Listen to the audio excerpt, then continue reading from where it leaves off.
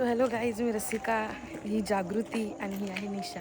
So नितीलाच आमचा first day आहे फिरण्याचा. आम्ही ते फिरण्यासाठीच आलो होतो, पण रामनवमी असल्यामुळे इथे बोटिंग वगैरे आज बंद आहे, कारण गावात रामनवमी उत्सव जोरात साजरी केली जाते.